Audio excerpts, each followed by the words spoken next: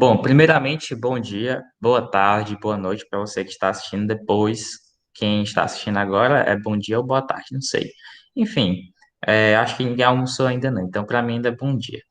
Então vamos lá, pessoal. A gente está chegando ao final do ano letivo, né? A gente vai começar agora o caderno 4, que é o último caderno desse ano, do primeiro ano.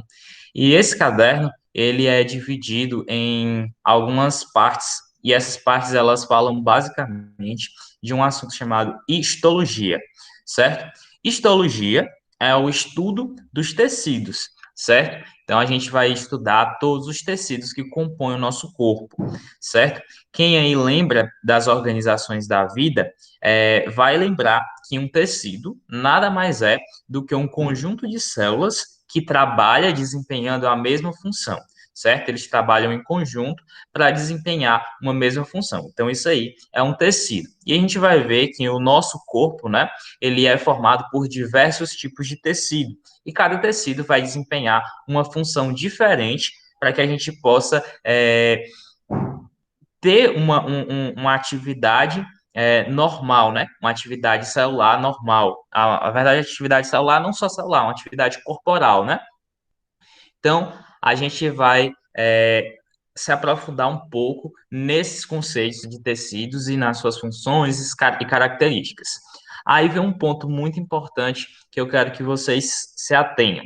Esse assunto, infelizmente, ele tem um caráter meio decorativo. O que é que eu quero dizer com isso?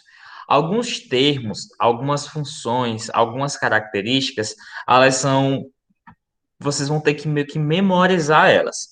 Então, o que eu vou tentar fazer é tirar essa ideia de que você tem que só memorizar e que você possa fazer associações para que fique mais fácil de você se lembrar por que que aquele tecido tem aquela característica, por que que ele por que que ele não tem aquela característica, por que que ele é assim, por que que ele é assado. Mas, de qualquer forma, vocês vão ter que fazer essas associações para que você entenda o que é que o tecido, qual é a função do tecido e, se ele desempenha aquela função, por que que ele tem aquelas características morfológicas, certo? Então, eu vou passar aqui para vocês alguns slides e vocês fiquem anotando aí caso vocês tenham alguma dúvida e ao final eu tiro as dúvidas de vocês, certo? Então, eu vou passar aqui os slides para vocês.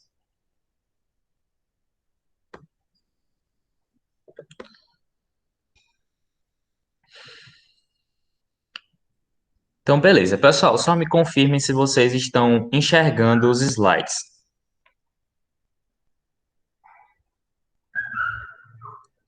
Mandem mensagem por áudio, por favor.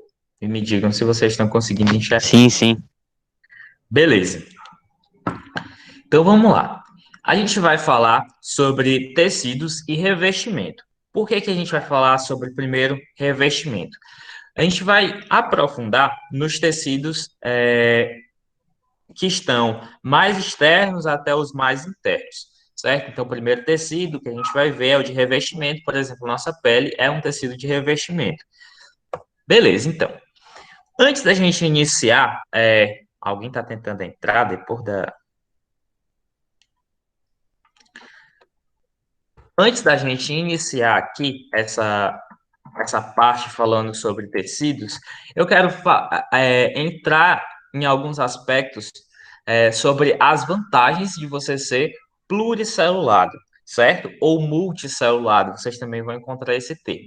O que é que quer dizer um indivíduo pluricelulado? Indivíduo pluricelulado é aquele que tem mais de duas células, né? Aquele que tem uma grande quantidade de células. O unicelulado é aquele que só tem uma célula. Então vamos lá. Os seres unicelulados, eles têm uma célula apenas. Então, essa célula, a gente considera ela como se fosse um organismo inteiro, certo? É por isso que lá no começo do ano, a gente falou que a célula era a unidade da vida, era a unidade básica da vida. Por que que ela é a unidade básica da vida? Porque ela é o menor organismo, né? Ela é a menor unidade que mantém características de um ser vivo. Quais são as características de um ser vivo? Evolução, excitabilidade, reprodução, a síntese de material genético, né? Síntese de proteínas.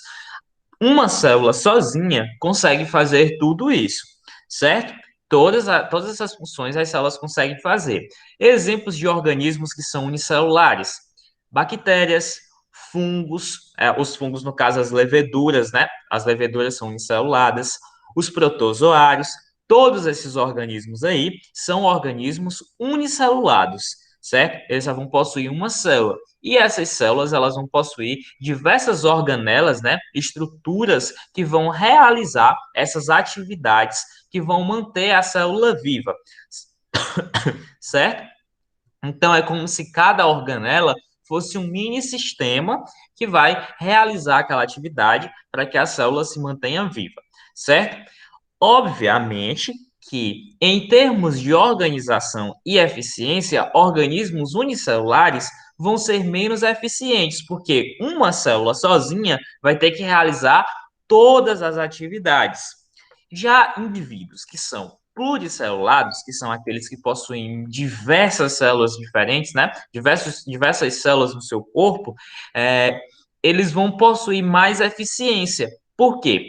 Porque as células, de uma maneira organizada, vão dividir tarefas, né? Tem células que vão se preocupar só com a sustentação, tem células que vão se preocupar só com a parte de transmitir impulso nervoso, tem célula que vai se preocupar só com a digestão, outras vão se preocupar só com a respiração, certo? Então, esse tipo de divisão de tarefas gera eficiência.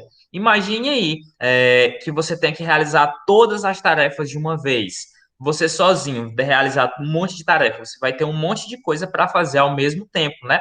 Se você tiver outras pessoas para compartilhar essas tarefas, aí vai ser muito mais rápido, né? Você vai conseguir realizar essas atividades num tempo menor e, consequentemente, com uma qualidade melhor, né? Se todo mundo estiver trabalhando direitinho, a qualidade vai ser muito melhor e um tempo muito mais curto, certo?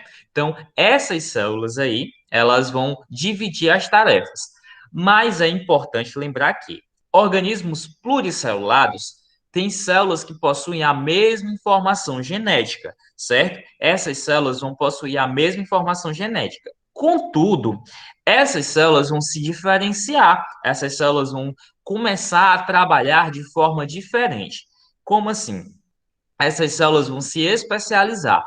Todas as células possuem a mesma informação genética porque elas vêm da mesma célula ovo, né? Aquela célula ovozinha lá que é a junção do espermatozoide com o ovócito, né? Aí, essa célula ovo, né? Ela vai se dividir, se dividir, se dividir, e vai chegar um momento em que as células vão começar a se diferenciar. Algumas células vão começar a se preocupar mais com a parte de sustentação, outras com a circulação, outras com a digestão, outra com o sistema nervoso. Todas essas partes aí vão ser diferenciadas. E como que ocorre isso daí? Ocorre de uma forma bem simples. A gente tem dentro da nossa célula o material genético, né? Partes desse material genético vão ser ativadas em umas células e outra parte vai ser desativada.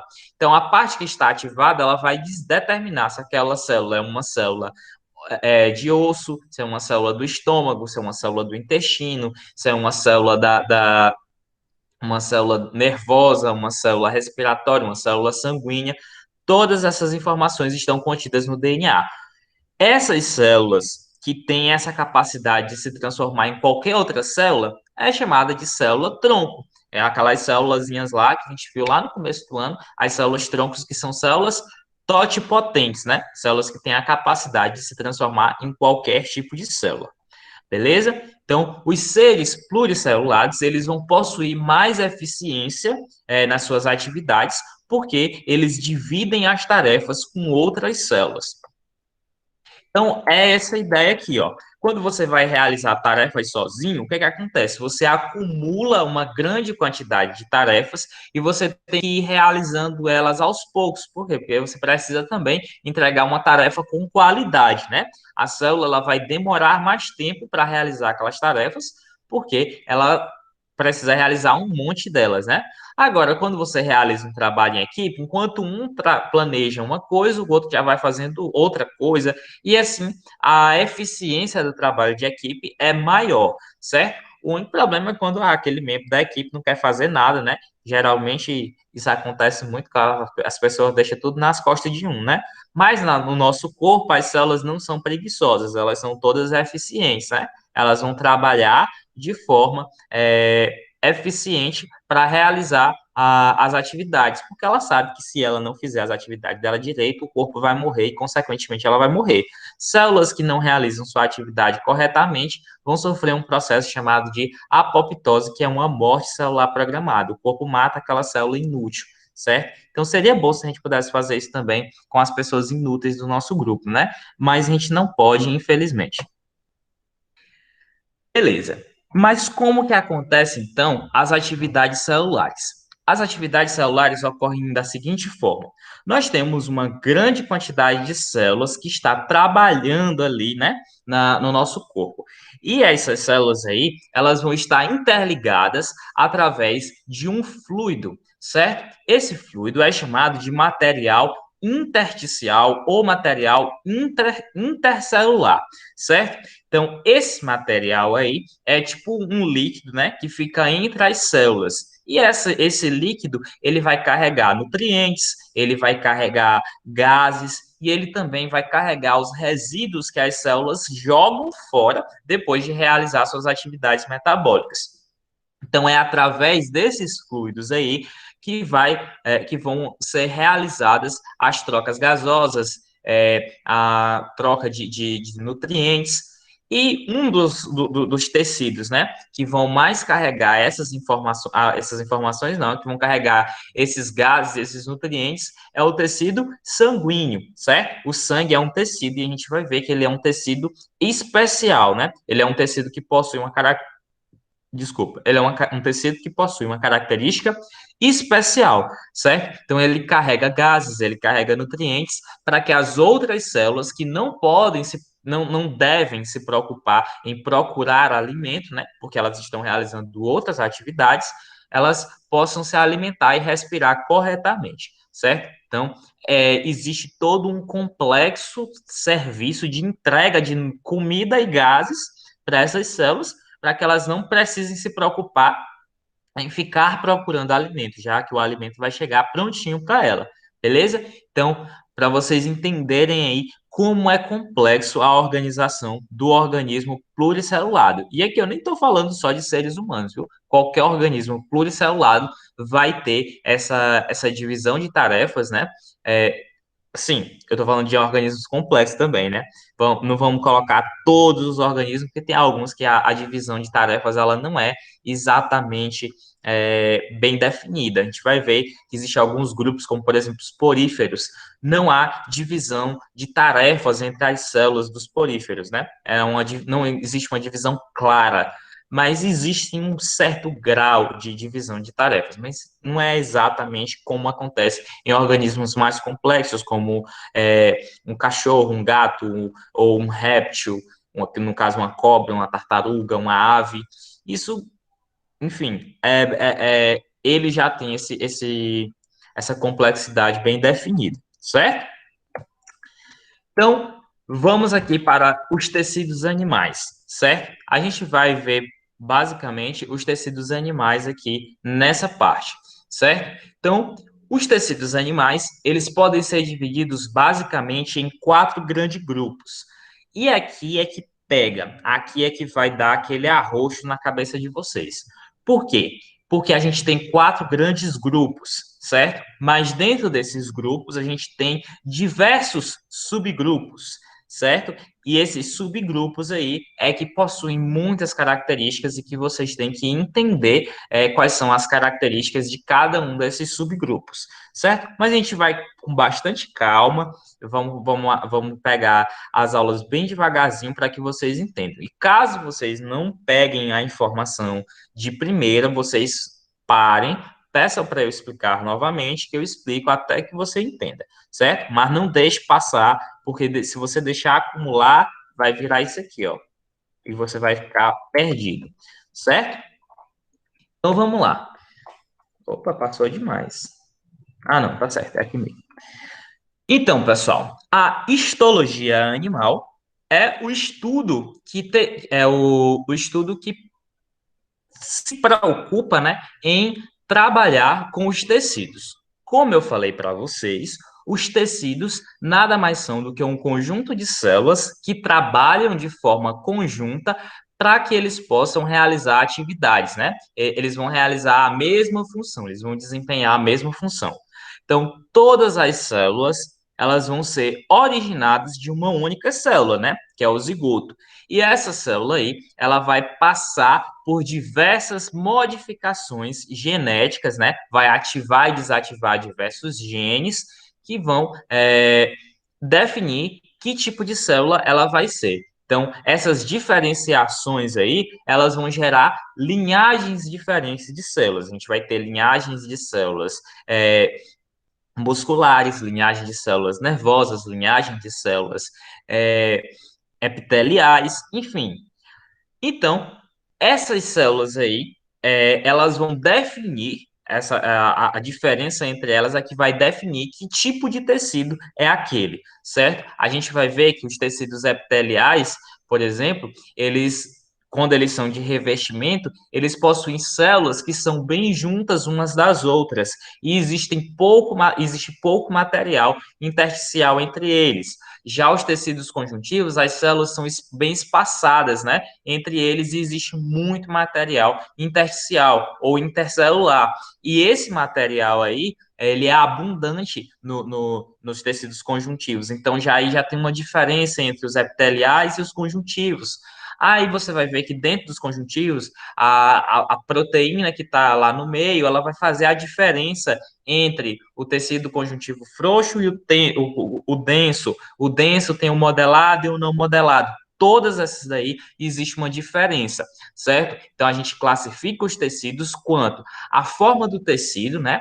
A função que a célula desempenha e a proporção que tem entre o volume de células, né, e a quantidade de material intercelular. Então, se eu tenho muitas células e pouco material intercelular, então eu já começo a pensar, essa característica é de tecido epitelial, certo? Eu tenho poucas células e muito material intercelular. Então, essa característica é de tecido conjuntivo. Eu tenho muitas células e nenhum material intercelular. Então, isso aqui é uma característica de tecido nervoso. Ou as minhas células são alongadas e cilíndricas. Opa, isso é característica de tecido muscular. Então, você tem que pensar em diversos aspectos para você classificar essas células. Então, é por isso que eu quero que vocês prestem bastante atenção em todas as características que a gente der aqui nessas aulas, beleza? Então, vamos lá para os 4 tipos básicos de tecido que a gente tem dentro do corpo humano e algumas informações importantes sobre eles. Primeira informação, a gente tem o tecido epitelial, certo?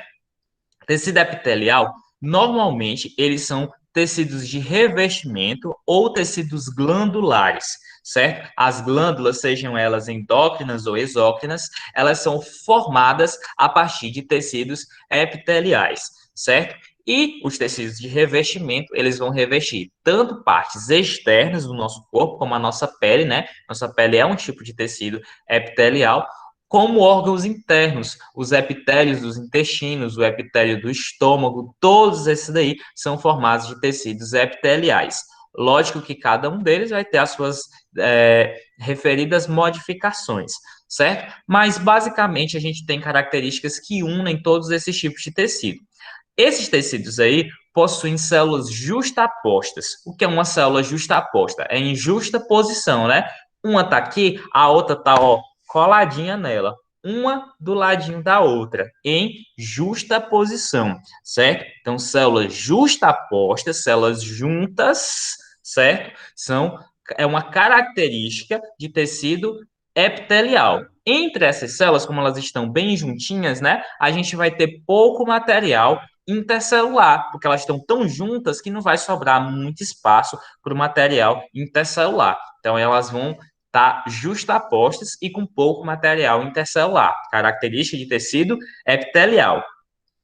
Se você não pegou ainda, calma, a gente vai ver com detalhes o tecido epitelial, tanto glandular como de revestimento. O tecido muscular é um tecido que possui células longas e contráteis. Pessoal, ó, é só você lembrar, Para que o músculo serve? O músculo serve para você se locomover, né? Então ele precisa contrair e relaxar.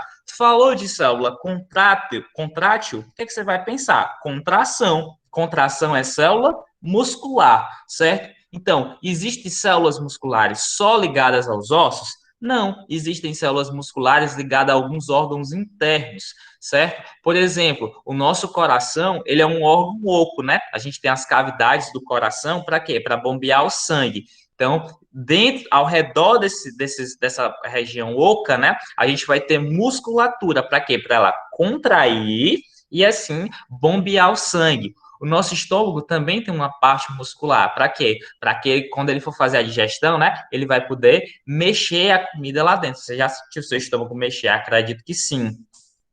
O seu intestino também possui essas contrações. Para quê? Para fazer o alimento caminhar por dentro do seu estômago, certo? Então, ó, as células musculares, elas têm muito a ver com a locomoção, né? Com a movimentação.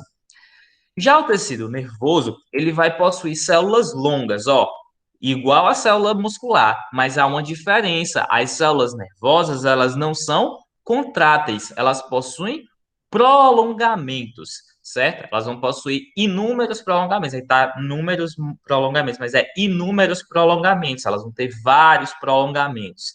E esses prolongamentos aí é que vão gerar, na verdade, eles que vão transmitir o impulso nervoso, né? Para que a gente possa realizar o ato reflexo, né? Que é você retirar a mão, por exemplo, de uma coisa quente, ou que você possa pensar, que você possa sentir, que você possa cheirar, que você possa ver, que você possa falar. Todas as coisas estão relacionadas com o tecido nervoso. E no tecido nervoso, a gente não vai ter material intercelular.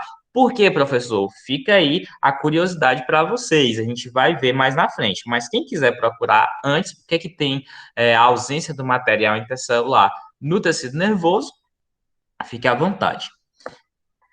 E nós temos o tecido conjuntivo. Pessoal, o tecido conjuntivo é um tecido de preenchimento, certo? Ele vai preencher espaços que são ocos no nosso corpo, certo? A gente vai ter partes do nosso corpo que não vão ter essa.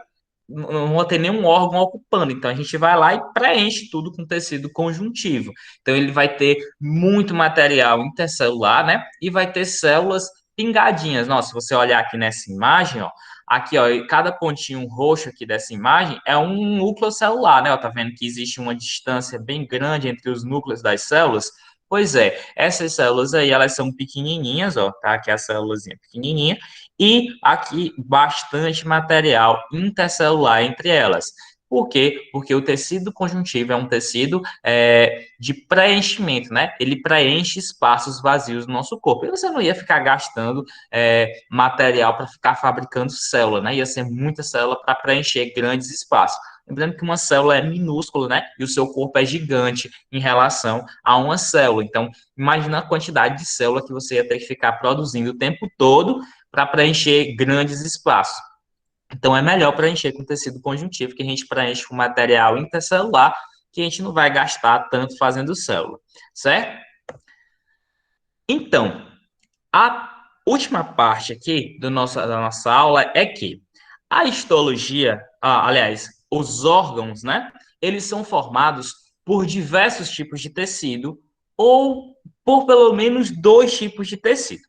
Isso depende muito do órgão, da necessidade que esse órgão tem. Por exemplo, aqui, ó, aqui a gente tem um corte do cérebro, certo? A gente tem aqui uma célula nervosa. Não, você imaginar que é o neurôniozinho, que a gente sempre desenha, né, com axôniozinho e tal, bonitinho. Normalmente a gente não vê ele bonitinho assim, como a gente desenha os esquemazinhos, né, no livro. Mas você pensar, ó, dá para você imaginar aqui, ó, aqui é o núcleo, né, e aqui são os dendritos, né? O axônio não aparece, talvez ele esteja para trás, né? O axônio. Então, ó, um tecido do cérebro, por exemplo, a grande maioria dele é formado por células nervosas, certo? Por tecido nervoso.